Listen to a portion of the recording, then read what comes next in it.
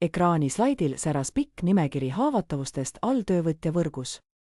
Olin pooleldi selgitamas, miks nende paigaldustsükkel pruugib põhimõtteliselt ümber häälestamist, kui konverentsiruumi uksele koputati. Mitte delikaatselt, vaid kindlalt, nagu tähtis uudis ootaks lubamist. Tuba vaikinult järgis selle tungiva koputuse rütmi. Meie seas oli lepingupartnereid, 2 kaptenit mu üksusest ja tsiviilprojektijuht. Keegi ei julgenud pabereid kokku tõmmata ega telefoni avada.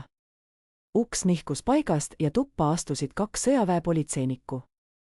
Üks neist skaneeris ruumi, kuni kohtas mind, major Whittaker. Südames tiksus kohe must variant, perekondlik häda, mu poja autoõnnetus, haigla, vastuvõturuum. Aga mured olid hoopis teised. Suuresti vabandame, härra major, kõlas MP ofitsiiri rahulik hääl, Annapolise maakonna võimud edastasid meile teate finantspettuse kohta.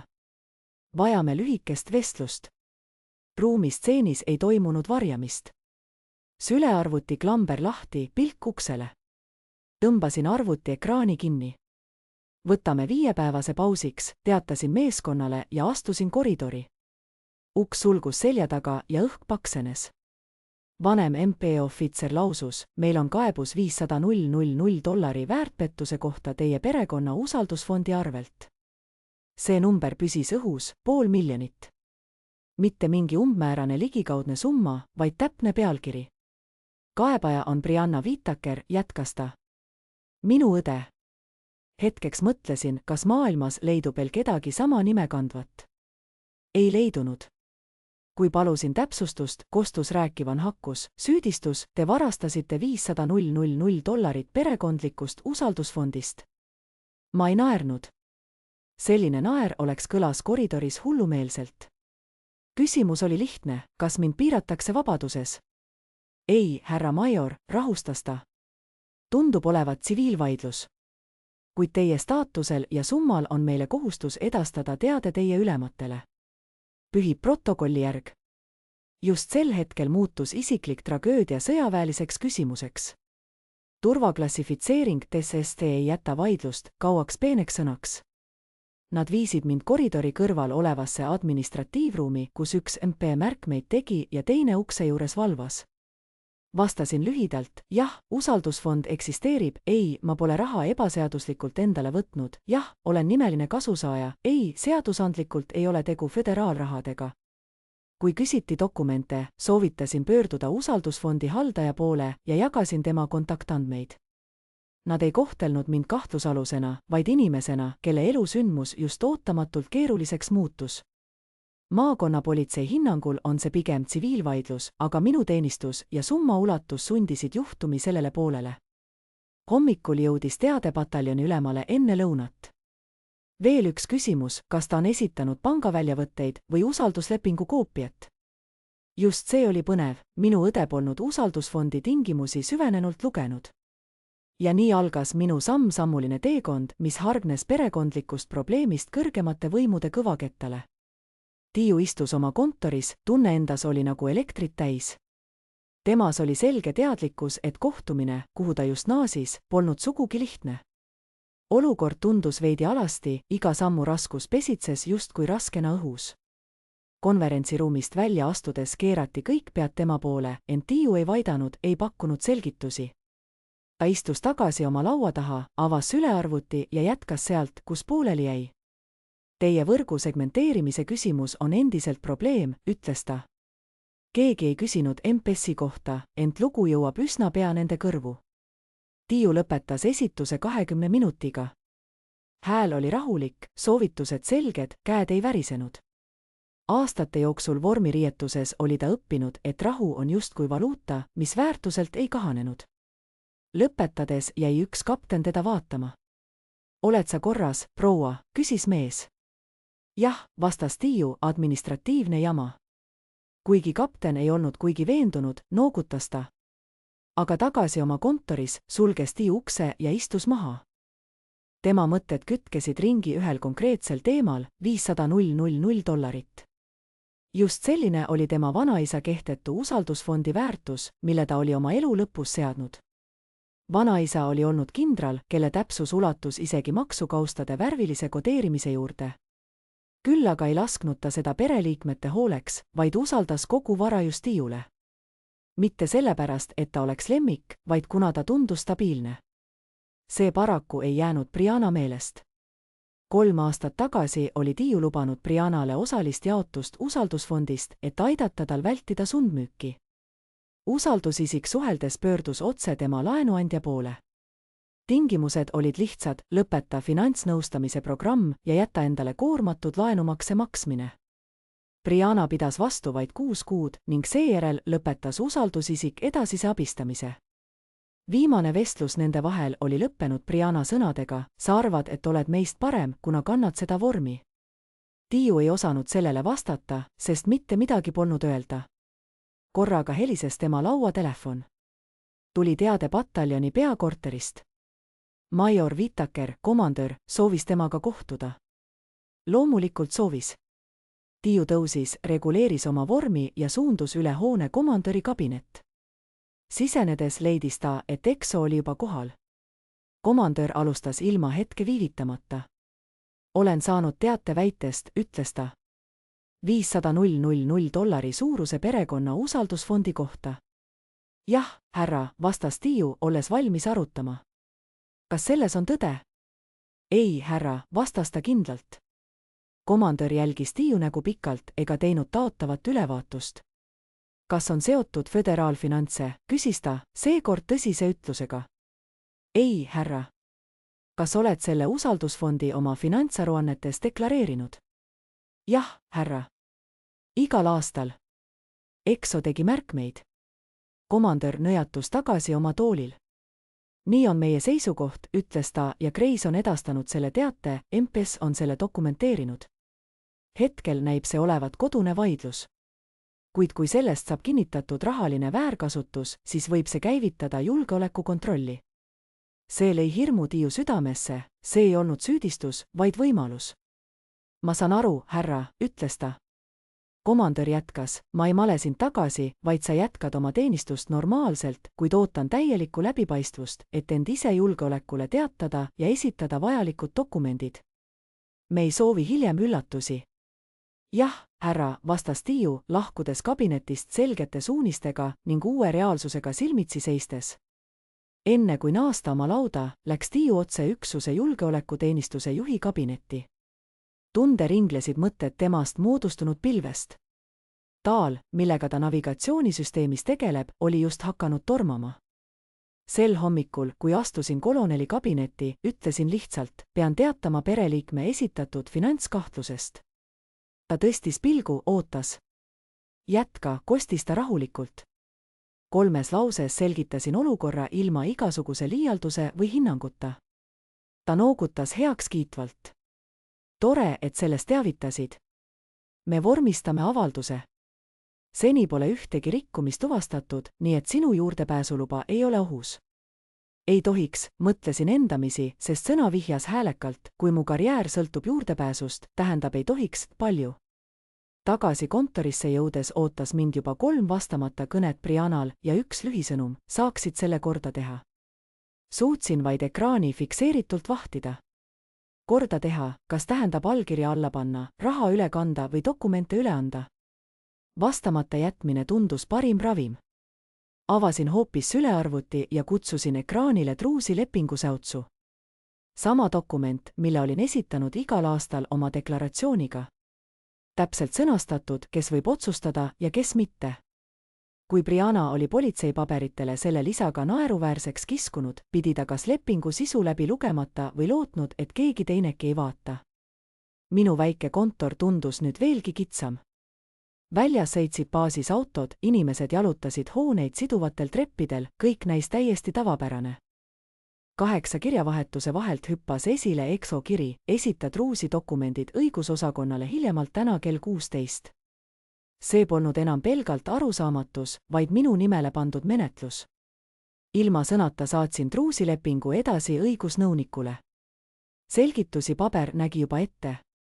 Leping ise kõneles selgelt, pöördumatu truus, ainuõiguslik kasusaaja Allison Whittaker, sõltumatu haldaja, tingimuslikud väljamaksed ja klausel 8, mis keelab mis tahes ligipääsu kõigil, kes ei ole kasusaajad, sealhulgas ka Briannal. 3. tunnil kellaajast kogusin end ja kõndisin paberite voldikus õigusosakonda. Nemad ei taha draamat, vaid tõendeid.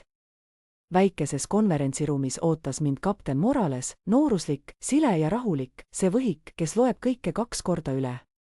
Ta sulges ukse. Major, tervitas ta, alustame lihtsalt. Kas see truus on uus? Ei ole, vastasin. Alates mu üleveerimise hetkest on see igal aastal mu finantsdeklaratsiooniga kaasas. Ta noogutas rahulolevalt ja lehvitas lehekülgi ilma kiirustamata. Sinu õde väidab, et sa oled suunanud vanematele mõeldud $500,000 endale. Tema pilk ei vajanud sõnu. Lepingus pole ühtki sätet, mis lubaks selleks raha eraldada. Truusi ülesehitus just selleks keelduvalt mõeldud. Ta peatub kindlal real.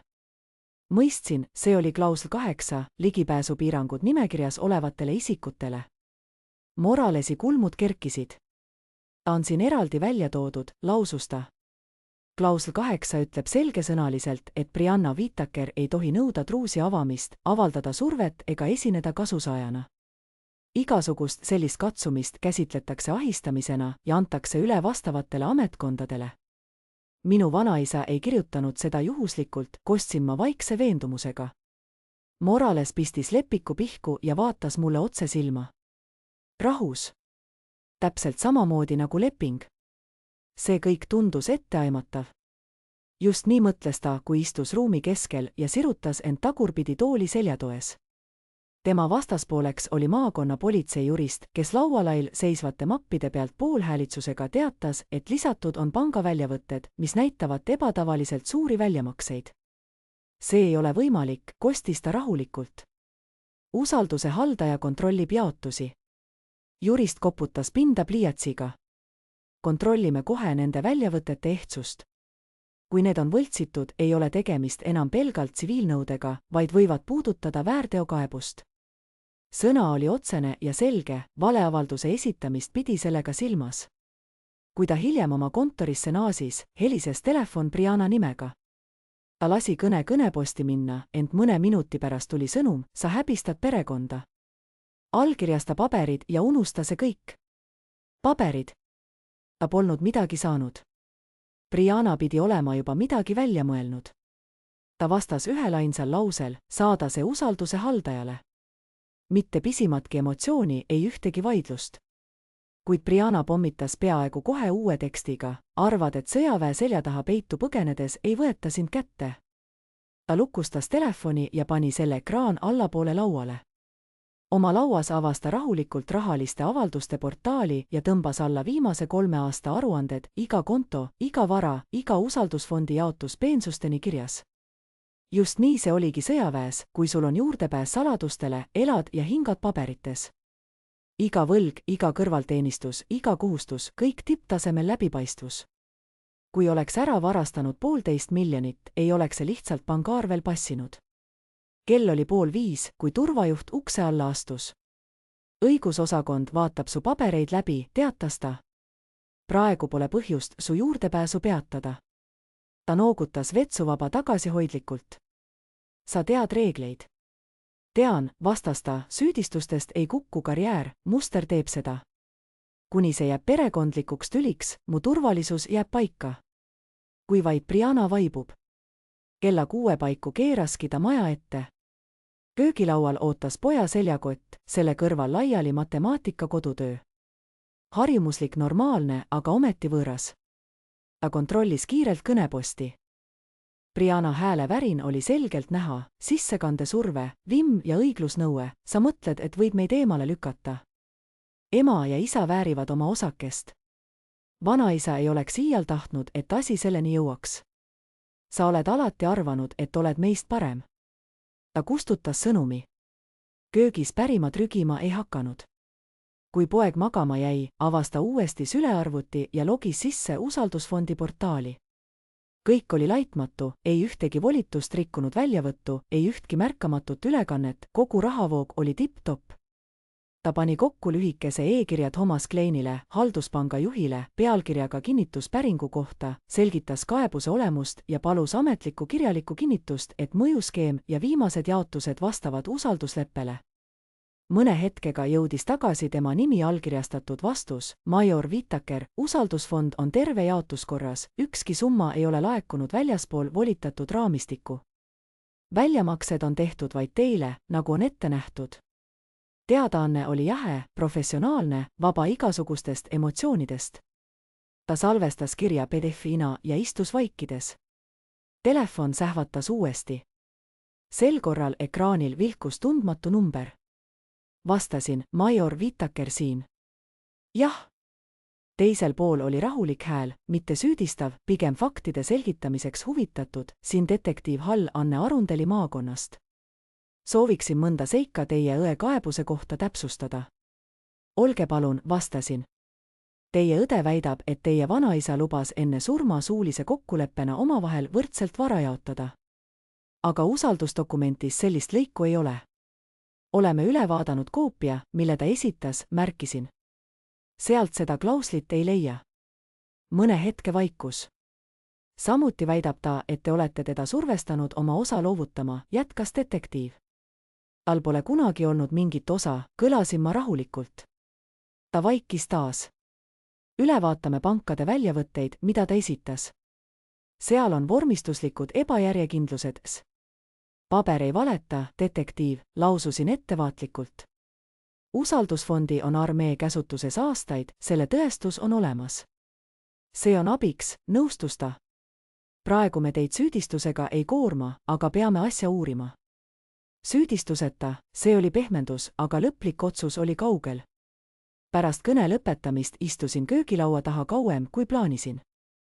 $500,000, see number polnud suvaline. See oli fondi ligikaudne väärtus. Brianna ei vaidlustanud kaduvat summat, vaid kogu varandust. Hommikul jõudsin töökotta varakult. Enne kui jõudsin kabinetti, jäi Kho mulle koridoris ette, juriidiline osakond tahab usaldusmehe kinnituse koopiaid. Ja peeretäis uudist, su õde esitas öösel uue kaebuse. Mida ta seekord väidab? Küsisin. Ülem mõtles hetkeks ja ohkas, ta kaebab inspektor generali portaali kaudu, et sa kasutad oma ametipositsiooni teda hirmutamaks, et ta nõudeid ei ajaks. See tekitas minus iroonilise naeratuse, polnud ju temaga rääkinudki. Aga ma mõistsin, IG süüdistus ei tähenda süü, küll aga meelitab juurde tähelepanu. Ja see levib kiiremini kui tõde. Ma noogutasin. Saan aru. Kui ma oma kontorisse astusin, lehvitas ekraanil vikerkaarsetes kirjas uus e-kiri, saatjaks üksuse ülem, pealkiri lühike ja konkreetne, kohtu minuga kell 13. Ma asetasin mütsi lauale, sulgesin ukse ja mõõtsin end peegelduses aknapinnal. Perekondlik draama harilikult föderaalkontrolli all ei viibi, aga minu lugu oli teisiti kirjutatud.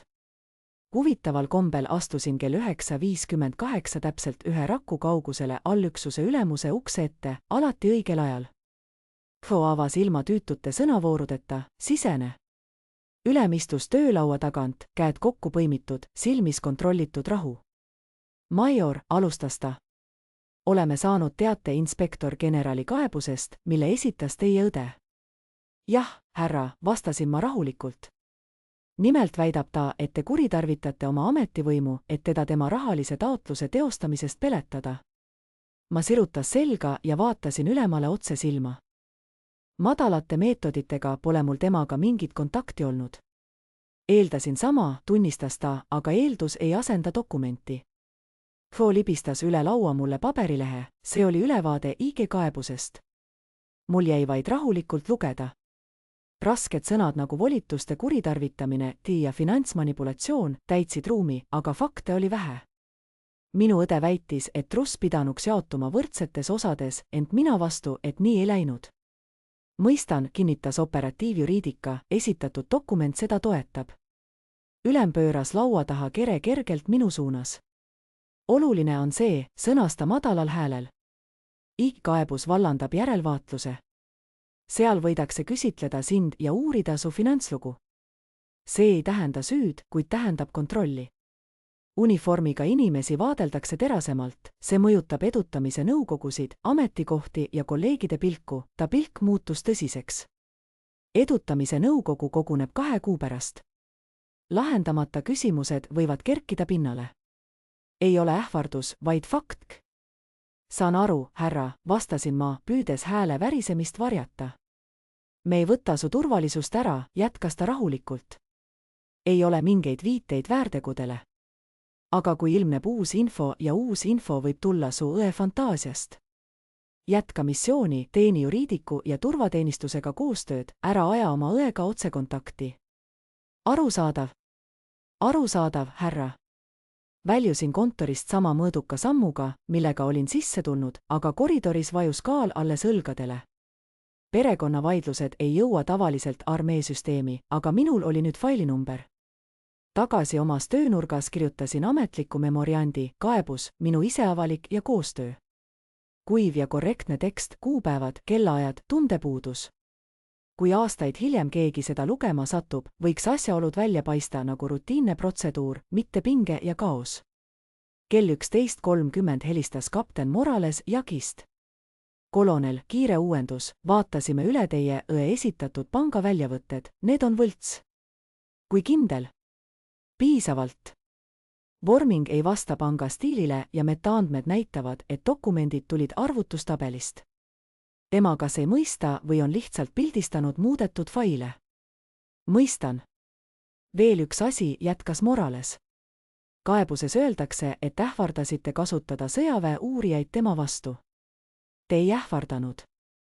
Ei ole temaga selle üle üldse rääkinud. Hea. Hoia hetkeseis samana. Süüdistustel ei pea tõde taga olema, et tüli külvata. Helistamise lõppedes vajusin toolis tagasi ja vaatasin lakke. Brianna ei tahtnud õiguslikku tappa, ta püüdis protsessi ebamugavaks muuta, et ma lõpuks järele annaksin. Telefon helises uuesti. Number tundmatu. Vastasin. Kolonel Whittaker, uurimiskontrolli talituse esindaja. Oleme saanud kaebuse seoses teie ametiga ja finantsvaidlusega. Peame kiiresti läbi viima faktikogumisvestluse. Loomulikult, vastasin ma, lõplikke järeldusi ei ole tehtud, rõhutas IG. Tavaline protseduur. Õhtul saingi kohtumise aja. Minu missioon jätkus, aga õhus rippus teadmine, et iga samm on nüüd kontrolli all. Kui jõudsin IG kontorisse, tervitas mind jahe, peaaegu laborilaadne vaikus, seinad neutraalsed, toonid tagasihoidlikud. Minu vastas istus tsiviiluurija sülearvuti lahti, ekraan vaikis. Oleme siin, et selgitada ühte väidet, alustas ta. Teie õde süüdistab teid sõjaväelaste kaasamises, kui ta jätkab rahataotluse tõusu. Tõstsin pilgu. Ma ei ole talle kunagi sellist viidet andnud. Kõik meie suhtlus piirdus ühe lihtsa SMS-iga, suunake paberid usaldusisikule, näitasin talle telefoni ekraani, lühike ja selge sõnum, ilma ähvardusteta. Ta toksis klaviatuuril ja uuris, olete kunagi vihjanud, et teie auaste võib tulemust mõjutada? Ei, olete ähvardanud sõjaväeuurijate kaasamisega? Ei, ta noogutas, sulges siis esialgu märkmed. Hetkel pole mingeid tõendeid võimu kuritarvitamisest, kuid ükskõik milline auastme väärkasutuse mulje käsitletakse tõsiselt. See lause, nii kokku võetud sõjaväeluure maailm, jäi kõlama, kui olin kontorist väljunud. Väljas tundus õhk äkitselt külmem kui hommikul. Kui kell 5 ringi hilis, oli tiival vaikselt levima hakanud jutuke, Hall käis käppides IG-ga, keegi polnud otse uurinud, aga pilgud jäid korraks kauem pidama. Maine ei kao üleöö, vaid nihkub sentimeetrite kaupa. Sel õhtul helises telefon, õde Brianna oli jätnud kõnememo. Sai karju mulle oma armeesõpradega hirmu, kõlas ta. Arvad, et komando sind kaitseb? Oodaku vaid, kuni nad kõike näevad, kõike, mõtlesin ise. Tal polnud muud kui koppas usaldusfondi leping ja mõned Excelis kokku pandud kontoväljavõtted. Aga sagin tekitab kõhklusi. Hommikul jõudsin kontorisse enne teisi. Julgeolekujuhataja istus juba laua taga ja tõstis pilgu. IG intervjuu sujus, küsis ta. Jah, kõik korras. Praegu mingit ametlikku selgitust ei alustata, puuduvad igasugused halvustavad finantstõendid, rõõm ei paisunud näole, aga hinge taandus suur kivi. Nii peabki jääma, lisas ta. Umbes kell 9 saabus e-post eksotsarilt, maakonna detektiiv soovib baasiga koordineerida paberite vastuolude osas. Need vastuolud näitasid, et Brianna dokumendid ei pidanud vett. Kell 9:35 kostis mul kontori telefon. Härra Hall, oleme tuvastanud, et tõe esitatud kontoväljavõtted ei pärine pangast, mille ta on märkinud. See on murettekitav. On murettekitav, vastasin. Peame selgitama kavatsust, kavatsus määrab suuna. Ta küsis, kas mu õde on alates kohtumisest minuga uuesti ühendust võtnud. Jah, aga ähvardanud ei ole. Ta vihjas küll, et võiksin asja korda ajada, kui midagi allkirjasta. Vaikus. Mida ta tahab, et te allkirjastaksite? Ta pole seda paberit veel saatnud. Selge. Toru lõpu järel jäin hetkeks vait istuma. See üleminek segadusest dokumenteerimisprobleemiks ja see miski ei olnud minu, vaid tema paberitel. Veel üks e-post kargas ekraanile, juhatuse sekretär J.A. palub täiendavaid dokumente tingimuslike väljamaksete kohta. Mu päev pidi alles alanud olema. Avasin viisaka olemise varjus saadetud kirja. Nad nõudsid tõestust sellest $80,000, mille Briannale mitu aastat tagasi maksti, et see oli volitatud, pole vargus ega pettus. Seda sorti perekonnasisest vaidlust ei eeldaks arhiivimaksete logisid ega föderaalkoordineerimist, ent poliitikud ei tee erandeid. Istusin arvuti taha, logisin sisse usaldusisiku portaali ja tõmbasin 3 aastat tagasi toimunud jaotuste arhiividokumendid. Seal see oli $80,000, märgistus, diskretsionaalne raskusabitoetus, makstud otse Brianna hüpoteeklaenuandjale. Mitte temale, mitte mulle. Ei sentigi pangakontode vahel, pole allkirju ega väljavõtteid minu nimel. Puhtalt tehtud. Laadin alla maksekinnituse, usaldusisiku memo ja sobivuse märkuse, kus on kirjas, et raha sai välja makstud alles pärast rahalise nõustamise lõpetamist ja tagasimakseplaani aktsepteerimist. Sammun Jagi kontorisse ja lasen kapten Moralesel dokumendid läbi vaadata. Ta istub vaikides, pöörab lehti ja lõpuks ütleb, just seda meil vaja oligi. Jaotus tehti usaldusisiku poolt, mitte teie. Jah, kostsin ma. Ja tingimus oli, sa pidid finantsnõustamise läbima ja tagasimakseplaaniga nõustuma. Täpselt nii. Ta noogutas kord, sulges kausta ja libistas dokumendi suuremasse mappi. Nõuded täitmata, lausus ta lõpuks. Brianna ei lõpetanud programmi. Tema väide, et sina varastasid raha, laguneb siit kokku. Tal puudub igasugune juriidiline alus. Morales lisas peaaegu muigega, aga inimesed ei käitu alati juriidiliselt, nad käituvad vastavalt ettekujutusele. Ma ei vaielnud. Tagasi kontoris, kõndides mööda koridori, põrkasin kokku 2 noorema staabis ametnikuga, kes veivid just sosinal kontori truudlikke jutte, kui politsei ja sekkuma hakkavad, levib uudishimu. Tuppa jõudes panin ukse lukku ja helistasin usaldusisikule, Thomas Glenele. Teisel ringil võttis ta vastu, major Whittaker, saadame pärastlõunal notariaalselt kinnitatud struktuurikirjelduse ja kinnituse, et ühelgi teisel jaotusel pole volitamata toimunud.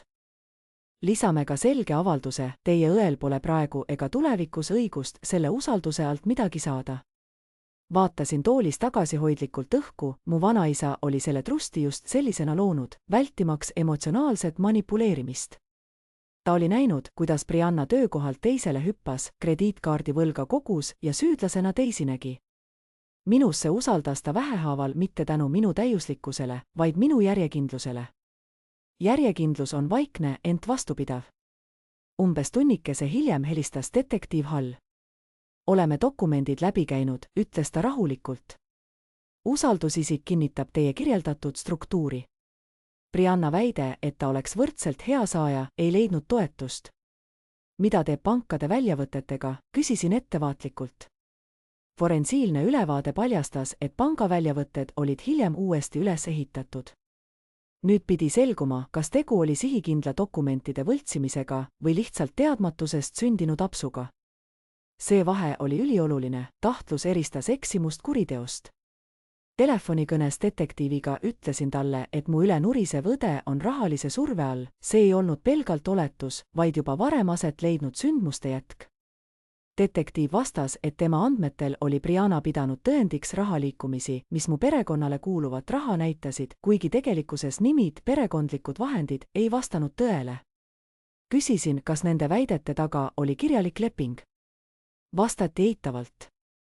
Kui kõne lõppes, tundsin, kuidas midagi muutus, kuni sinnamaani olin ma reageerinud, nüüd hakkas paberdokumentatsioon sünnitama omaenda lugu. Pärastlõunal kutsuti mind taas komandöri kabinetti, kus kapten Morales juba ootas, käes värske juhtumifail. Sir, alustas ta, Todrusti struktuur on sõnastatud nii, et major Whittaker on ainus kasusaaja.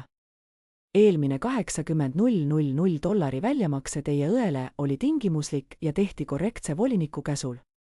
Kuritarvituse jälgi pole. Komandör noogutas aeglaselt. Ja väärteo kõnelenud erinõrkkaebus, küsis ta. Praegu põhjendamatud süüdistused, ei mingeid viiteid volituste väärkasutusele, kostis Morales. Komandör pööras mulle pilgu, major, kas olete kunagi ähvardanud oma õde sõjaväeliste tagajärgedega või vihjanud, et teie sõjaväeline positsioon teda kaitseb? Ei, härra, vastasin lühidalt.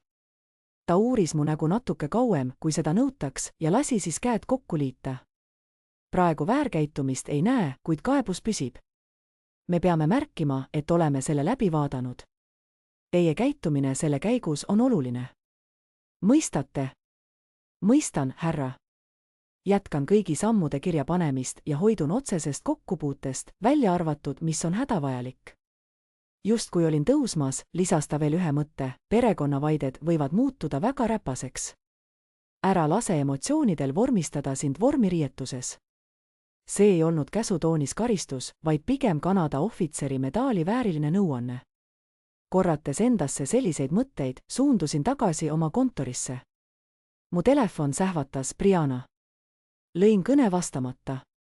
Mõne aja pärast potsatas sisse tekstsõnum, emme nutab. Sa oled meid alandanud. Mõiste alandus lendas õhus, ehkki me ei pidanud rääkima õiglusest, vaid loo sõnastusest. Tema versioon oli lihtne, vanem õde, vormi kandes, kogub raha endale, vanemad kannatavad. Minu versioon oli keerulisem, aga sellega ei tohtinud siin arvestada. Kirjutasin, suuna edaspidine suhtlus volinikule. Saatsin selle ja panin telefon taskusse. Tunnikese pärast saabus e-kiri Thomas Gleni kontorilt. Manuses oli notariaalselt kinnitatud avaldus, tagasivõtmatu trust, ainukeseks kasusaajaks mina ning mitte mingit kohustust jagada seda ei Brianna ega meie vanemate vahel. Tingimuslik toetus, mille Brianna ei täitnud, oli ammu lõpetatud. Sõitsin kirja edasi siseõiguse ja oopererühma ning tundsin, kuidas dokumendihunnik järjest suuremaks kasvas. Õhtuks helistas detektiiv Hall uuesti, kohtume homme teie õega, et selgitada välja lahknevused, eeskätt need võltsitud pangaväljavõtted. Saan aru, vastasin ma. Kui dokumendid olid teadlikult võltsitud, muutub see kriminaalkuriteoks. Valeandmete esitamine toob kaasa oma tagajärjed. See lause hõljus mu toas pikka aega, ootamas, missuguseks kujunevad tõe ja loo piirimail täiesti uued sündmused. Valeandmete esitamine, mitte vargus ega omastamine, see üksainus rida vesises käsikirjas maksis mulle öösel magamata tunnid. Kui telefonikõne lõppes, vajusin tööriiuli kõrval oleva laua taha ja vaatasin pealiskaudselt üle kuhjuvaid pabereid, usaldusleping, jaotusmemo, notariaalne kinnituskiri, finantsdeklaratsioonid, kõigil selged allkirjad ja ajatemplid, nagu jalajäljed värskel lumel. Määriv väide, mis algselt ähvardas kriminaaltumega, seisis nüüd alasti dokumenteeritud tõendite foonil. Väljas akna taga liputasid sõdurid parklas autosid pooleldi pimedas, päevatöö lõpp ja koju poole minek. Sõdurite sammud olid rahulikud, tavapärased. Minu meili saabus kolksatusena uus sõnum, inspektsiooni ülejuhataja nõudis selgitust minu ja õe Brianna varasemate rahaliste kokkupuudete kronoloogia kohta viimase 5 aasta jooksul. Iga kõne, iga kiri, iga tehing. Avasin sülearvuti ja liikusin süsteemselt kuupäevade järgi. Alustasin vanimatest kirjavahetustest ja liikusin edasi, pannes kirja iga rahateemalise vestluse Briannaga, kuupäev, teema, tulemus. 3 aastat tagasi taotlus majandusraskuste leevendamiseks. 2 aastat tagasi unustatud nõustamisseanss. 19 kuud tagasi usaldusmehe otsus lisajaotuse taotlus tagasi lükata. Aasta tagasi vaidlus õiglasuse üle. 6 kuud tagasi vaikus. Mitte vähimatki survet, ähvardust ega auastme ärakasutamist, kõige karmim sõna, mille olin viimisel 5 aastal kirjutanud, oli, see pole usalduslepingu tingimus. Kõik kätteotsatud kirjad ühendasin üheks PDF-iks ja saatsin hommikusöögiks IG-le ning advokaadile. Kell 13 helistasid nad tagasi, sama rahulik tuba, sama tsiviiluurija. Teie dokumentatsioon kinnitab usaldusmehe väidet, sõnas ta. ma noogutasin, isegi kui kätt ei näinud. Teie õde on vaidlust laiendanud, ta väidab, et te olete vanemaid oma arusaama toetamiseks ähvardanud, kasutades sõjaväelist autoriteeti. Vastasin tõeklaari häälega, see ei vasta tõele.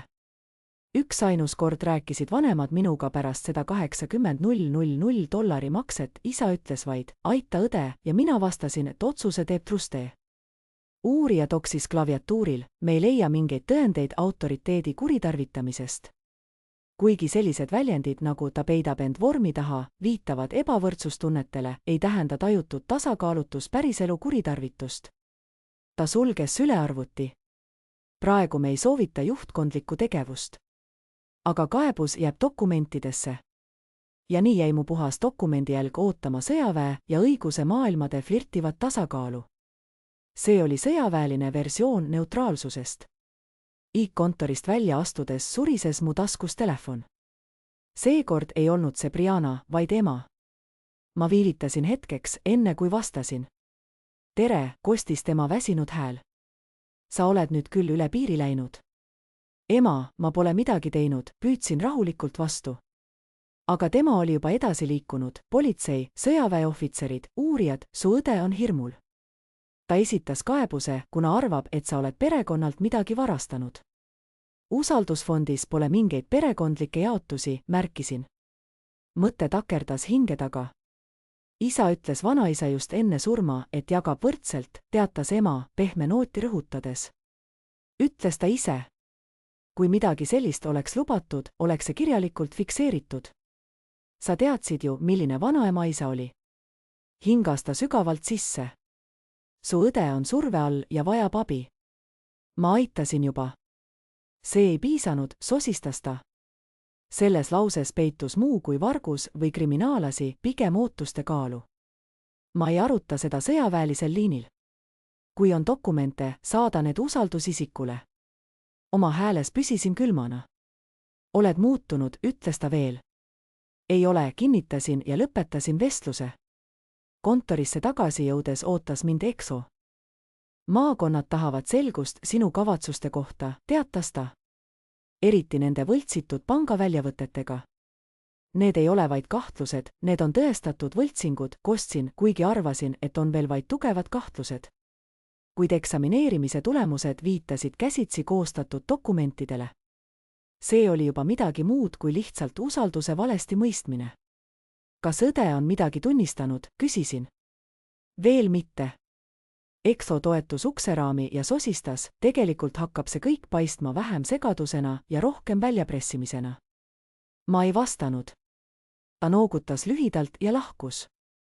Kell 6 õhtul helistas detektiiv Hall. Kohtusime su õega hommikul. Ta kinnitab endiselt, et väljavõtted peegeldavad tema arusaama toimunust. Uskumine ei loo ju kontonumbreid, ütlesin ma, ta vaikis hetke. Ta ütles ka, et sina saaksid asja lahendada, kui jagaksid usaldusfondi juhtimist temaga. Juhtimine, mitte õiglus või selgus juhtimine. Kuidas täpsemalt, uurisin. Võltsdokumendid oleksid tema sõnul näide sellest, kuidas see pidanuks olema, et talle antaks allkirjade õigus või kaasutsepu. Tal puudub selleks õiguslik alus, märkisin. Ta hingas. Kui me teda dokumendi allika kohta survestasime, ütles ta, et ta on need taastanud, et näidata, mismoodi asjad pidid olema. See pole taastamine, see on võltsimine, kostsin kindlalt. Me vaatame praegu, kas see vastab võltskuulutamise seaduslikule tähendusele. Veel üks paus.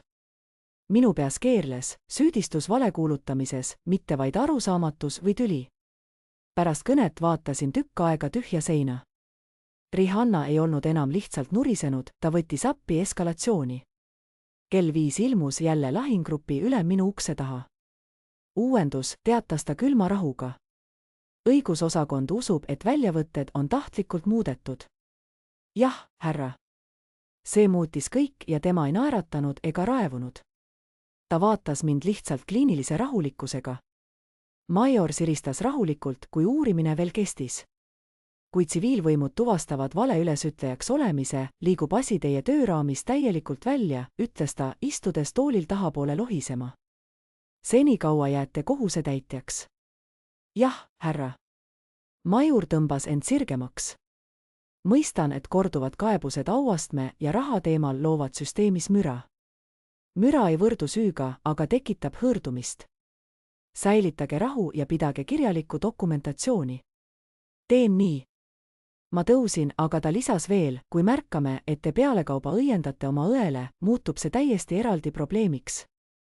Hoiduge sellest. Kahju kättemaksust ei ole mu mure, piirang on see. Sel õhtul vilkus mu telefonis taas Brianna sõnum, saaksid homme selle kõik lõpetada. Ma ei vastanud. Stressitud sõnumite asemel avasin uuesti notariaalselt tõestatud usalduskirja ja lugesin rahulikult läbi, ei tühistatav, ainuõiguslik kasusaaja, õigusteta eralditud summadele, kõik oli kivist selge. Umbes kell 11 jäi telefon taas helisema. Lahutamatu raport koos täiendavate märkustega potentsiaalsete valede väidete kohta, ütles uurija Hall. Enne lõplikku vormistamist pean küsima, kas sa pakkusid kusagil usalduskontrolli üleandmist? Ei. Vihjasid sõjaväelistele tagajärgedele, kui ta jätkab. Ei. Pärast kõnet vaatasin köögilaual dokumentide kuhja, usaldusleping, notariaaltõend, väljamaksete memo, finantsilukotid, e-kirjade ajajoone prinditud leheküljed. Ajasin omavahel võistlema paberi ja faktid. Sõjaväes võidab selgus, aga see võtab aega. Brianna pommitas jätkuvalt sõnumitega, mida ma isegi ei avanud. Selle asemel koondasin iga tõendit, mis võidi uurimisel nõuda, ekraanitõmmised, kõnelogid, juba saadetud PDF ajajoon. Failid olid selgelt märgistatud, igal nimi koos kuupäevaga. Hommikul kell 8:30 helistas Hall, tule baasi külastuskeskuse konverentsiruumi. Piirikontroll läbi sõjaväepolitsei, tavaline kord. Ukse taga ootas Hall endaga teise detektiivi ja MP ametniku. Pinget ei olnud, ainult hunnik paberit. Soovime selgitada mõningaid rahavoogude küsimusi, ütles Hall ja lükkas mulle panga väljavõtete koopiad. Sinu õde esitas need dokumendid. Vaatasin kiiresti, valed fondi kirjastiilid, ebakorrapärane kontonumbrite vorming, puuduv liikumiste jalus. Ilmnes, et PDF oli kodus tehtud tabelist eksporditud. Tema väitel ülekanded just sellesse reas, ütles Hall. Aga ma ei halda usalduskontot, vastasin, haldaja haldab. Teine detektiiv lisas, pank, kelle nimi siin kirjas, kinnitas, et dokument pole nende väljastatud. Õhus oli vait pilk. Kas originaalfailid kätte saadi, küsisin. Ainult PDF-ID, kostis vastus. Metadata näitab hiljutist loomiskuupäeva. Laud kestis vaikuses, faktid ja numbrid kõnelesid enda eest.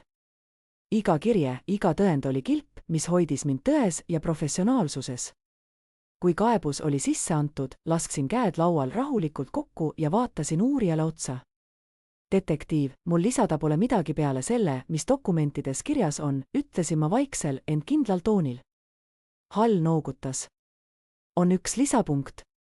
Teie õde väidab, et ta koostas need dokumendid uuesti, näitamaks, kuidas tema arvates asjad tegelikult olid. Uuesti koostatud ei tähenda võltsitud, märkisin ma ja hoidsin pilgu stabiilsena. Just seda me praegu uurime, kostis Hall, koputades paberitele. Selle juures loeb motiiv. Kui ta teadlikult valmistas valed finantsdokumendid ning esitas need õiguskaitsjatele tõesena, langeb see valekuriteo paragrahvi alla. Militaarpolitsei ohvitser magas kõrvalt, jälgides meie vahetut dialoogi. Kas ta on tunnistanud, et need pole ametlikud pangaväljavõtted, küsisin. Hall piiksatas. Tema sõnul on need pigem tõlgendus. Muidugi on, vastasin ma, kas ta selgitas, miks ta ei pöördunud otse panga poole ametlike väljavõtete saamiseks. Ta väidab, et tal pole kunagi olnud ligipääsu usaldusarvele, tõdes Hall. Tal pole kunagi ligipääsu olnud, kordasin mina. Hall noogutas veelgi kindlamalt. Peame veel täpsustama teie tekstisõnumi sisu, kus palusite tal dokumentide edastamise suunata usaldajale. Luban teile kogu vestluse lõime, ütlesin ma ja ulatasin talle eelmise öösel valmis koostatud ekspordi, täiesti puhtad ajatemplid, ükski rida pole eemaldatud ega muudetud. Teine detektiiv sirvis kiiresti dokumente. Siin pole ähvardusi ega rünnakutooni, lausus ta. Ei ole, lõpetasin ma veel paar formaalset küsimust, siis sulges Hall kausta. Praegu kaldume seda teie poolt esitatud kaebust liigitama vääraks kaebuseks, teatas ta. Ent peame teiega veel ühe intervjuu tegema, et lahendada mõningaid vastuolusid. Liigitus, pomisesin ma endamisi, tajudes suuna muutust. Tagasi pataljonis peatus eksjuhataja mind koridoris. Õigusosakond andis ülemale teada, sosistas ta. Pangaväljavõtted on tõepoolest võltsitud, aga teilt ühtegi majanduskuritegu ei leitud. Kaitse on rahul. See oli kergendus, kuid ta lisas, kuna väide puudutas ametikoha väärkasutust, jääb see kuskile dokumentatsiooni ringlema, vaadatakse üle, suletakse, arhiveeritakse. Ma istusin oma kontoris ja haarasin esilehtrilt edutamisfaili, hindamisraportid, autasud, väljaõpikutunnistused, välismissioonide päevikud. Poolemeetrine rahatähtade rida süüdistuses polnud pelgalt number, vaid koorem, mis võis mu maine valeks muuta. Kell 14 helistas turbejuhataja, lihtsalt et oleksite kursis, me ei leidnud teie turvatasemest ühtegi rahalist kõrvalekallet, varjatud vara ega võlgu. Nii kaua, kuni tsiviilvõimud midagi konkreetset ei tõenda, ei algata see menetlust. Fraas ei algata jäi kummitama. Mõni hetk hiljem vibreeris telefon ekraanile Briana. Seekord vastasin ma rahulikult, mida sa tahad? Arvad, et võidad, purskas ta kohe peale. See pole mingi mäng. Sa häbistasid mind, sülitasid pere pihta ja esitasid politsei süüdistuse. Sa varastasid perevara, sest usaldusrahast pole perepaigutust. Sa saaksid kõik korda teha, teeksid mu kaasusaldajaks, annad osalise kontrolli. Mis sest, et see kõik on lihtne? Pole sinu otsustada, kuulsin ta hääles nii selgelt, et värisesin. Sa peidad end paberite taha, ütles ta veel. Sa peidad end selle vormi selja taha. Ma peidan dokumentatsiooni sellepärast, et see on täpne, kostsin madalalt. Selles hetkeks tekkis vaikus. Ema ütleb, sa lõhud meie perekonda laiali. Vaidlusest jäi õhku ainult toru hääletu tinin, nii et katkestasin mina. Ma ei koostanud võltsitud pangaväljavõtteid. Uus paus. Sa valid raha üle pere. Ei, vastasin rahulikult. Ma valin seaduslikkuse kaose asemel. Ta lõi toru ära. Asetasin telefoni lauale, hingasin sügavalt. Asi ei olnud rahas. Asi ei olnud õiglasuses. Asi oli kontrollis. Sama pärastlõuna helistas Hall uuesti. Kuulasime teda üle teist korda, teatas ta. Ja kui näitasime pangaväljavõtete tõendamist, tunnistas ta, et pani need kõrvuti ise. Olin peaaegu huvitatud, kas ta taipas, et dokumentidest esitlemine politseile oli eksitav. Hall jättis vastuse varjule. Ta ütles vaid, et näitas seda, mis oleks pidanud juhtuma, lausus ta. Kavatsus ei eelda tunnistust, piisab tegudest. Koostame dokumente, et taotleda valeavalduse ülevaatamist. Arrestate teda? Küsisin. Täna mitte, vabandas Hall. Aga varguse uurimine on lõppjärgus. Edasi liigume valeavalduse alusel. Just need sõnad, varguse uurimine on lõppjärgus, tähistasid ei ole enam varguse uurimine. Ma tänasin ja lõpetasin kõne. Kell 5 kutsus mind komandör jutule. Uuendus, teatas ta sirgjooneliselt. Tsiviilid alustavad ümberlülitust. Jah, härra, noogutasin. Mida ma kuulen, ei ole väited tõenduspõhised, jätkas ta, silmnähtavalt tähelepanelik. Sinu õde keerutas asja politseini ja tõi sisse su staatuse, tõsine asi. Aga sa käitusid õigesti. Ilma revanšita. Ilma emotsioonideta. Järgisin protseduuri, härra. Ta tõusis toolilt, signaal, et jutt on läbi. Jätka missiooni. Korrus allpool kõlasid endiselt kõnepostkastide signaalid ja kontoriinimestel kolisid jalad mööda koridore. Kõik oli näoline igapäev, aga see lugu polnud kaugeltki lõppenud. Paberid liikusid edasi ja Briana püüdis ikka neid endale sobivalt vormida. Hommikul oli maja ees enne ukse avanemist silmanud oma pääsme rohelist põlevat tulekeste. Väike asi, aga sel hetkel mõistsin taas, et kui sinu lähteõigus on seotud tükikese plastiga, on iga detail tähtis.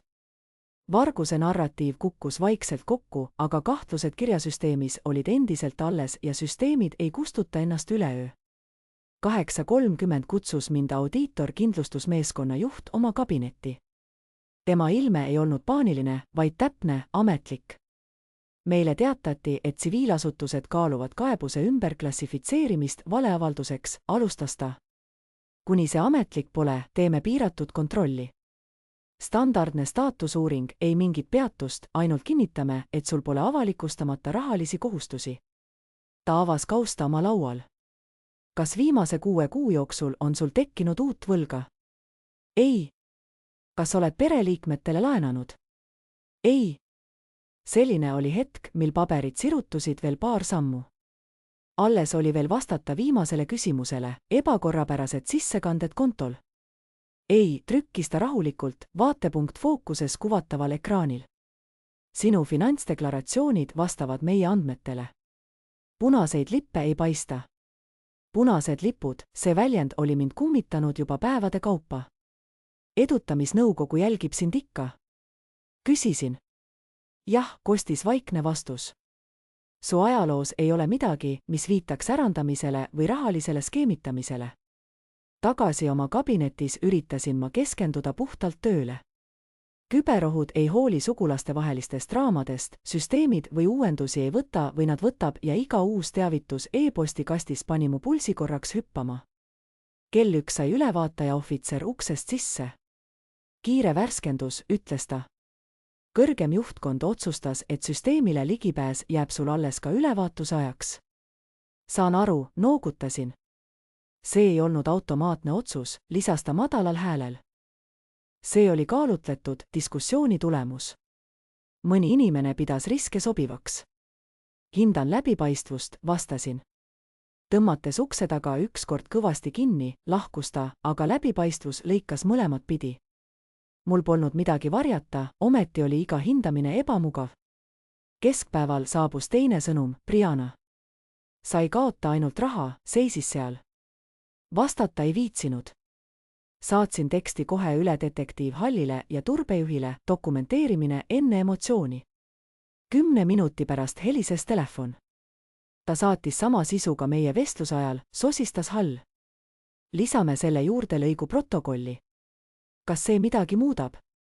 Küsisin. Tugevdab motivatsiooni, vastas ta. Motivatsiooni milleks? Surve avaldamiseks, oli lühike vastus. Pole vaja pikemalt lahti seletada. Pealelõunal kutsus rügementkomandör kokku lühikoosoleku. Mina ja Exo istusime laua vastas. Seis on selline, alustas ta. Tsiviiluurimine on peaaegu lõpusirgel. Vargust ei tuvastatud, ametipositsiooni kuritarvitamist samuti mitte. Me ei hakka algatama halduslikku sekeldust. Pidanuks tundma kergendust, aga tajusin hoopis ajutist stabiliseerumist. Ta sirutas jala sirgu ja lisas, aga üks hoiatus. Kui su õde uuesti eskaleerib, uued kaebused, uued väited, peame olukorra taas üle vaatama. Mõistan, vastasin. Ta sirutas end toolil ja vaatas mulle otsa. Major, isiklikud pinged ei tohi mõjutada teenistuskäiku. Distsipliin on parim vastus. Sina oled selle hoida suutnud. Hoia nii jätkuvalt. Kui lahkudes kontorist esimest korda kogu päeva jooksul sügavalt õhku tõmbasin, tundsin, et hetkeks andis surve järele. Kuid see õlg langenud hingetõmme kadus juba õhtul. Kell 17:11 helises mu telefon.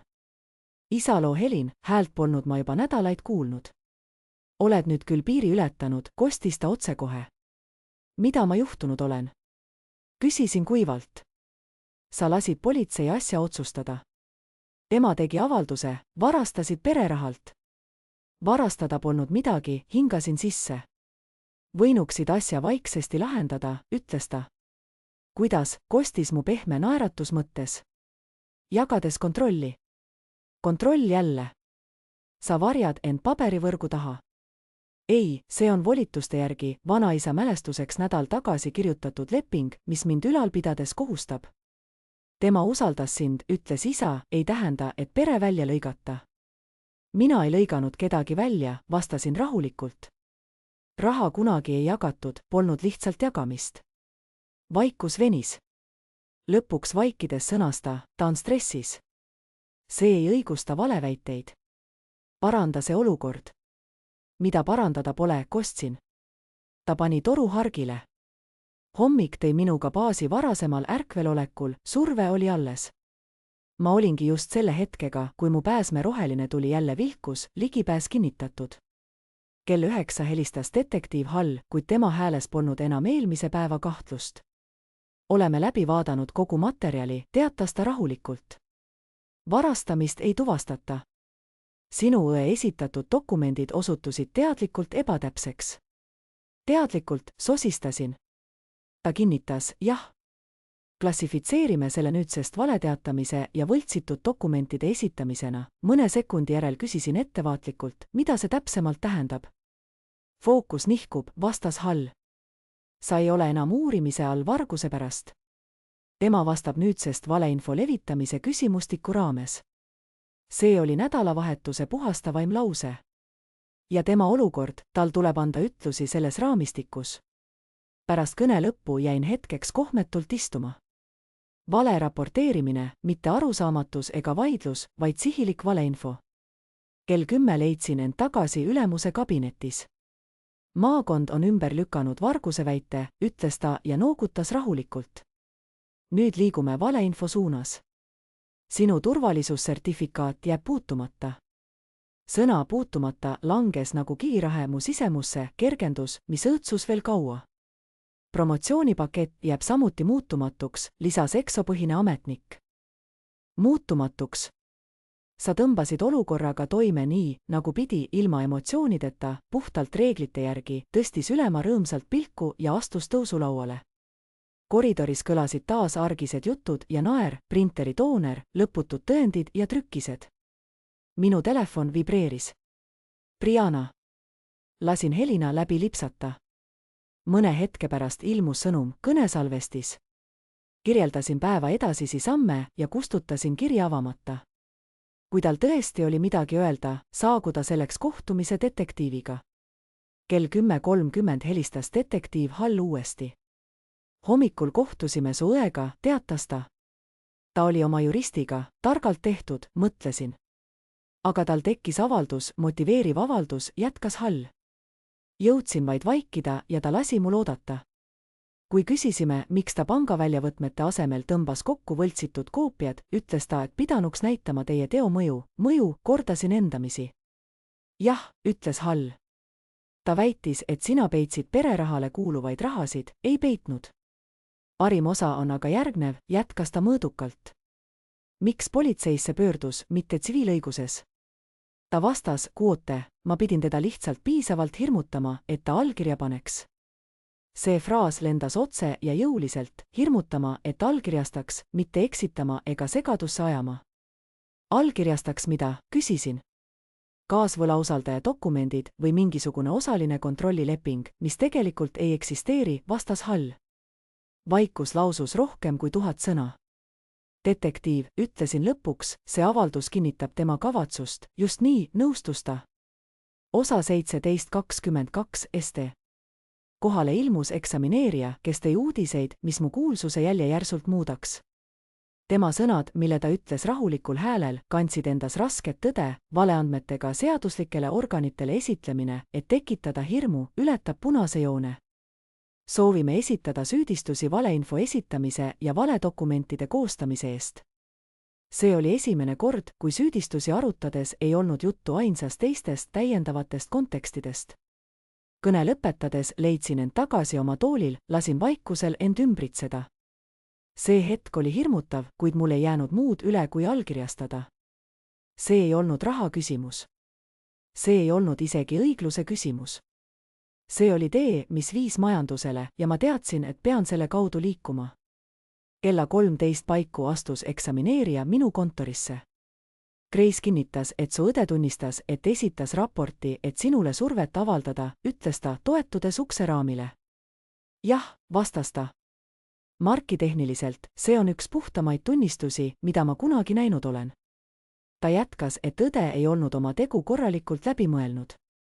Ei, ta arvas, et surve töötab, lisas ta, silmas pidades, et olukord, mis käib kaasas sõjaväes, on tõepoolest hirmutav. Korpus ja ametite uurimisest koosnevad survegrupid panevad aluse karta. Kui oleksin olnud ebastabiilne või varjanud midagi, olekski see ehk töötanud. Mul on hea meel, et kõik on dokumenteeritud, ütles ta siis. Nii on minugi jaoks. Kell 15 olid mul uued kohustused. Ma kutsuti tagasi komandandi kabinetti, kus tema laual oli tsiviilautoriteetide poolne värske kokkuvõte. Ta tunnistas, et esitas kaebuse, et sind compliance sundida, ütles ta ilma sissejuhatuseta. Jah, härra. See vähendas segadust. Ta vaatas mulle otse silma. Major, siin ei ole tegemist eksitusega. See oli sunniviisiline kavatsus. Jah, härra, nõustusin ma ja ta mainis su auastet kui osa oma strateegiast. Nii oli. Ta koondas käed. Sa saad aru, miks see meid muret teeb? Jah, härra. Kui keegi püüab sõjaväe autoriteedi kuvandi relvaks muuta, et isiklikku kasu saada, võtame me seda tõsiselt. Ma mõistan. Ta uuris mu näoilmet hoolikalt. Sinu reaktsioon oli õige, ütles ta. Sa ei lasknud end emotsioonidest häirida. Sa ei kätte maksnud. Sa dokumenteerisid. Jah, härra. Ta noogutas pead. See ei ole enam sinu käitumise küsimus. See on tema käitumise küsimus. See eristus oli rohkem väärt kui miski muu, mida ta oleks võinud öelda. Kui olin tema kabinetist lahkunud, kõndisin rahuliku sammusaatel tagasi läbi ehituse. Ei mingit sosinat, ei torkivaid pilke, vaid lihtsalt rutiinne liikumine. Tagasi oma laua juures avasin lõpuks häälsõnumi, mille ta varasemalt oli jätnud. Tema hääl oli pinges. Sa hävitad selle pere paberitöö pärast. Sa arvad, et oled puutumatu. Sa arvad, et armee kaitseb sind igavesti. Lasin selle lõpuni kõlada, ilma et oleksin reageerinud. Ta uskus endiselt, et uniform on kaitse. Aga see polnud midagi muud kui süsteem. Hiljem õhtul helistas jälle detektiiv Hall. Kiire uuendus, ütles ta. Teavitasime su õde, et tema tunnistus muudab juhtumi olukorda. Kuidas ta reageeris, küsisin ma, ta ütles, et sa sundisid teda seda tegema, kuna ei olnud koostööaltis. Koostöö mida, pärisin. Tema soov saada jagatud kontroll. Seal see oli jälle. Kontroll. Ta väidab, et usaldus on moraalitunne vale, lisas ta. Aga moraalsus ei ole seadus, vastasin ma, nii see on see. Ta tegi pausi. Tahaksin selgemalt öelda, jätkas ta, meie seisukohalt on see nüüd valeandmete esitamise juhtum, kus on dokumenteeritud sunniviisiline kavatsus. Mõistetu, ütlesin ma küll 18:12. Kuna kõne lõppes, vajusin tugitooli seljatoele, vaadates lae poole, hinges ärevus. Sõnad ketrusid mu peas. Brianna ei uskunud, et ma raha varastasin, tema arvates hirmutunne ajab mind kiiremini tegutsema kui läbirääkimised. Samal ööl saatsin ma emale sõnumi, me saame seda veel parandada. Kuid ma ei vastanud. Selle asemel avasin usaldusisikute portaali ja lisasin märje, milles palusin, et iga tulevaste küsimuste kohta usaldusfondi kohta kolmandate osapoolte poolt vormistatakse ametlikke dokumente. Karm paberireeglite järgimine. Järgmisel hommikul jõudsin tööle ja läbisid värava. Roheline tulek. Kell 9:30 peatus julgeolekumenager minu juures. Tsiviilvõimud olid kinnitanud minu sissepääsu. Me lõpetame oma sisekontrolli. Teie õigused jäävad puutumatuks, ütles ta. Ta tegi pausi. Teie käitusite õigesti. Protseduur käitis asjad õigesti, vastasin ma, ta noogutas lühidalt. Pärastlõunal saadeti baasile ametlik memorandum maakonna võimudelt, mis andis lühiülevaate nende teadustulemusest. Valeandmete esitamine, sundimise kavatsus. Sõnad kandsid külma analüütilisust, kuid nende toon oli lõppväline. Istudes oma kabinetis ja lugedes kokkuvõtet, helises mu telefon taas. Sõnum Briannalt, kas sa arvad, et see teeb sind paremaks kui mina? Asetasin telefoni ekraan allapoole lauale ja pöördusin tagasi arvuti poole. Paremus ei olnud point, täpsus oli. Jätkasin memorandumit lugedes, pidades iga rida hoolikalt meeles. Valeandmete esitamine, vale finantsdokumentide esitamine, sundimise kavatsus, mis põhines kuritegeliku uurimise hirmul. Mu nimega ei olnud seotud ühtegi vargust, mis oleks olulist tähendust omanud. Kell 13 olin tagasi komandöri kabinetis. Tal oli sama dokument tema ees välja trükitud. Maakond on ametlikult kaebuse ümber klassifitseerinud. Te ei ole uurimise all, ütles ta. Jah, härra. Nad edastavad juhtumi osariigi prokurörile valeandmete esitamise ülevaateks. Jah, härra. Ta vaatas mind hetke aega. See lõpetab igasugused negatiivsed kaalutlused teie õiguste suhtes, ütles ta. Kaitse on oma ülevaate lõpetanud. Lõpetatud. See sõna kõlas teistsugusena kui puutumatu. Ameti edutamise pakett jääb puhtaks, lisas ekskomandör. Ilma märkusteta. See tähendas, et kogu see nädal jääb dokumentidesse, kuid ei kätke hindamiskeelt. Komandör toetas end tagasi. Major, see oleks võinud teisiti minna, kui te oleksite emotsionaalselt reageerinud, ütles ta. Kuid te ei teinud seda. Ma ei tahtnud, et liikumised jääksid protokolli, vastasin ma, ta andis väikseima nõusoleku noogutuse. Kuna tõusin lahkuma, lisas ta veel ühe lause. Hoidke vahet. Laske tsiviilvõimudel ülejäänud asjad korda ajada. Jah, härra. Tagasi oma kantseleisse helistasin detektiiv Hallile. Olen memorandumid kätte saanud. Jah, vastas ta. Esitame valeandmete ja valeandmete esitamise tšargi. See on nüüd prokuröri kätes. Kas teda arreteeritakse? Koheselt mitte, ütles ta. Tõenäoliselt kutse. See oli realistlik. See ei hõlma armeed enam, küsisin ma, peagi helises telefon taas. Nüüdsest olete te kannatanud, mitte uuritav, teatas detektiiv rahulikult. Uuritav, see sõna oli mind painanud juba mitu päeva. Nüüd kadus see kao. Aitäh, vastasin. Major, lisas ta, olen otsekohene, valeandmete toel politseile esitatud finantsdokumentide juhtum on väga tõsine. Tema tunnistus, et tahtis teid hirmutada, tugevdab meie juhtumit. Teie enda dokumendid aitasid selgitada olukorda. Pärast kõne lõppu kallutasin pea taha ja lasin vaiksel kontoris endasse imbuda. Süsteem oli end iseenesest korrigeerinud, mitte paugu ja plahvatusega, vaid ridarealt, samm-sammult. Täpsus võitis survet. Keskpäeval helises isa. Lõin helisevale torule korra ja võtsin siis kõne vastu. Nad panevad talle süüdistuse, küsis ta ilma tervituse või sissejuhatuseta. Detektiiv ütles nii. Sa võiksid öelda, et lõpetage, aga sel viisil see ei käi. Sina selle algatasid. Mina ei esitanud avaldust. Tema paanikas võltsis dokumente. Vaikus.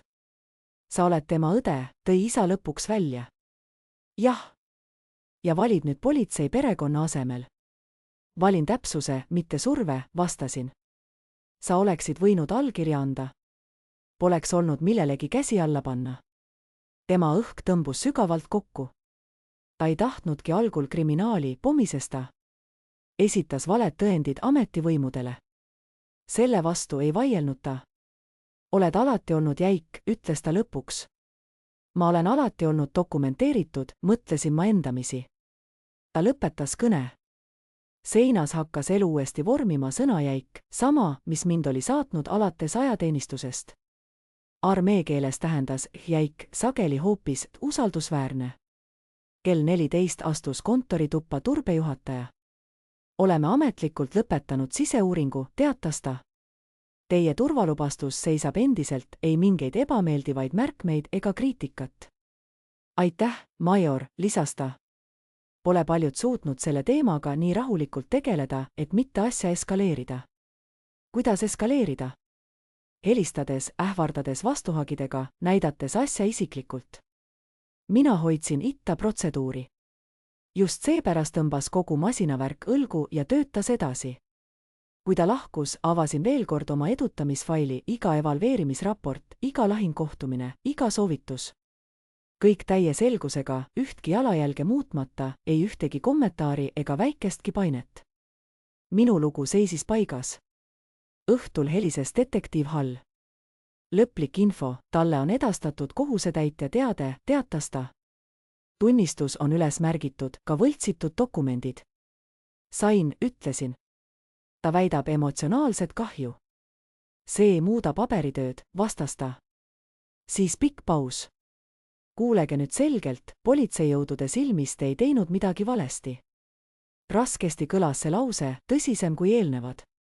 Tänan teid. Andke teada, kui jälle vaja. Edasine on enamasti administratiivne. Nädal oli alanud politseiuurijate ootamatu sissetungiga mu koosolekusse ja lõppes sedasama paberimajandust vastassuunas veeretades. Pärast ööpäeva jäin hetkeks autosse istuma, jälgides baasitee liiklust, vormiriietuses sõdurid, kaitsetöövõtjad koju suundumas. Keegi ei teadnud ega pidanud teadma detaile. Koduteel helises telefon uuesti. Brianna vilksatas ekraanil.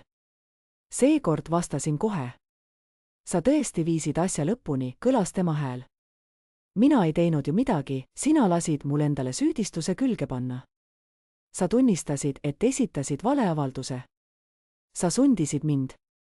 Ma vaatasin läbi esiklaasi liikudes ööhallusesse, teades, et igal sõnal on nüüd õiguslik kaal. Ma ei kirjutanud alla. Miski polnudki allkirjastamiseks, kostis ta toru teisel otsas, hingeldades. Sa hoolid rohkem rahast kui sugulasverest. Tegelikult alustasin, kuid sõnad võttis ta endale. See pole raha pärast, vaid piiridest. Helin oli taas tumm, kuni ta sosistas, sa oled alati arvanud, et oled parem. Ei, vastasin ma rahulikult. Ma olen alati lihtsalt dokumente järginud. Ta katkestas kõne ilma ühegi lisasõnata. Ruttasin kööki, kus mu poeg tegi kodutöid. Kuidas töö läks? Oli kiire, vastasin. Kas hea kiire või halb kiire? Paberimajanduse kiire. Ta noogutas nii, nagu see kombinatsioon teeks igas mõttes mõistliku selgeks.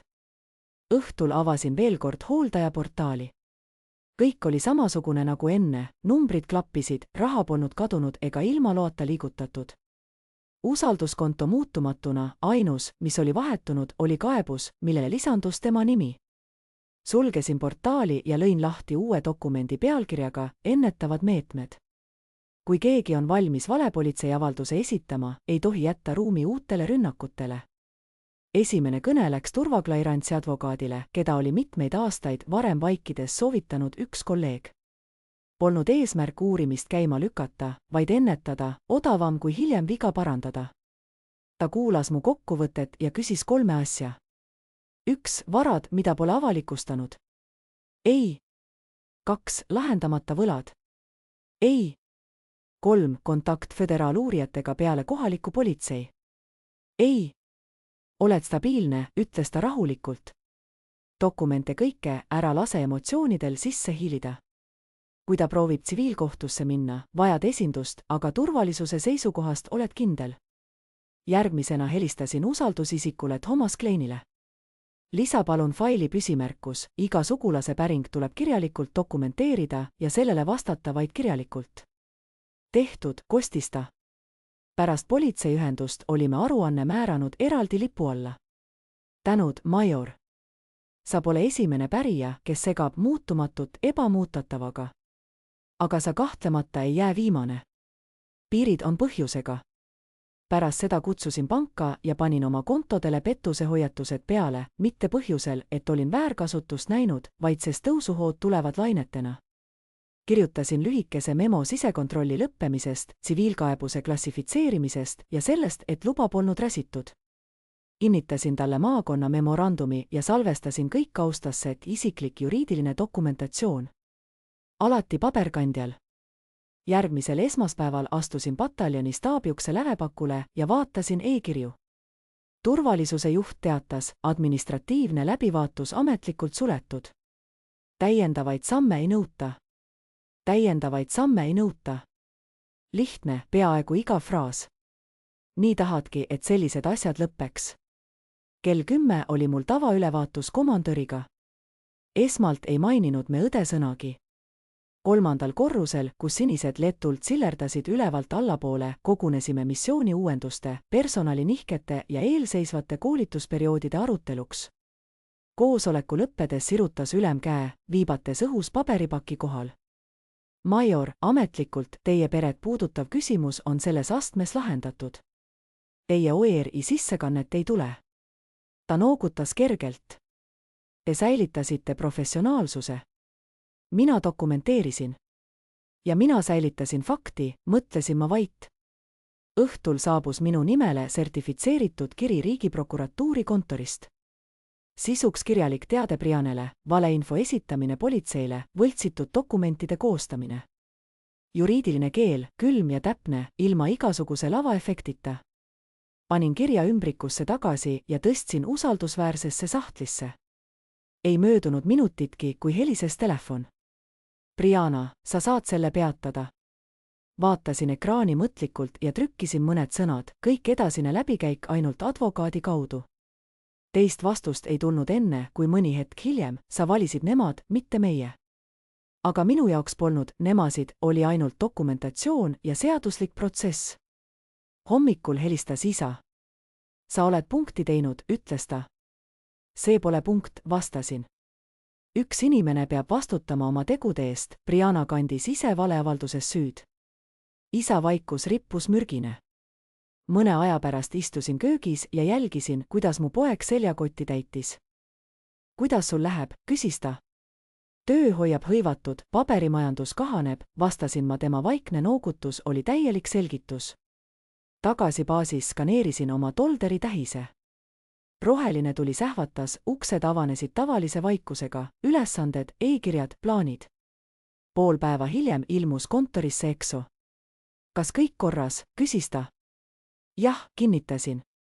Edutamisnõukogu koguneb kuu aja pärast, jälgin seda. Tema poolnaeratus ütles kõik, vähesed suudavad säilitada külma närvi, kui süsteem ise sind ründab.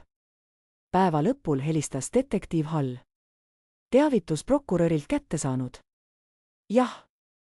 Kutse kohale ilmuda ei tule, välja arvatud sundkorras. Saab selgeks, ütlesin ma, sündmuste alguses olid tõsised süüdistused teie vastu, tänaseks on kogu dokumentatsioon tema väärtegude kohta. Ta vaikis hetkeks. Mina panin toru ära, teades, et tõejõud seisneb paberil, alati täpne, alati vastuoludeta. Pärast kõne lõpetamist vajutasin laual lebava kausta kinni ja libistasin selle kabinetti. Usaldus jäi püsima. Minu julgeolekuloa staatus jäi puutumata. Karjäär ei saanud kriimudagi. See algselt politsei sisenemisega mu koosolekule alustatud süüdistus muutus nüüd kinniseks juhtumiaruandeks ühes kaustas. Telefonis oli Brianna kontakt endiselt vaigistatud. Ma ei võitnud sellepärast, et oskasin paremini vaielda, ega sellepärast, et rinnal helkis märk kõrgemast auastmest. Ma võitsin, sest jäin süsteemi raamesse ja lasin dokumentatsioonil oma tööd teha. Minu õde süüdistas mind $500,000 varguses. Politsei tungis sisse. Minu karjäär sattus mikroskoobi alla. Ainus, mis hoidis seda võrdusmärgil, oli läbipaistvus. Perekondlik draama tundub alati isiklik, aga sõjaväeteenistus mitte. Kui need kaks põrkuvad, üritavad emotsioonid sind kurssilt kõrvale tõmmata. Paberimajandus hoiab sind õigel rajal. Lõpuks ei olnud see mitte raha küsimus, vaid surve küsimus. Keegi arvas, et hirm liigub kiiremini kui faktid, aga sel korral ei liikunud. Kui oled kunagi puutunud kokku perekondliku konflikti, valede süüdistuste või kellegi autoriteedi relvastamisega sinu vastu, tead, kui kurnav see surve võib olla. Õppetund ei seisne kättemaksus, vaid piirides, protsessis, kus rahu lööb kaose iga kord, kui kõik on dokumenteeritud.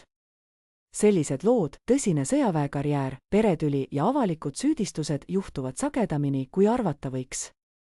Need ei lõppe karjumisega, vaid ametlike dokumentidega. Kui sulle meeldivad reaalsest elust inspireeritud sõjaväelised kättemaksulood, mille keskmes on karjääriohud, perepettus ja distsipliin surve all, siis liitu meie kanaliga. Edasigi ootavad sind lood, kus just tasakaal ja protsess muudavad lõpplahenduse.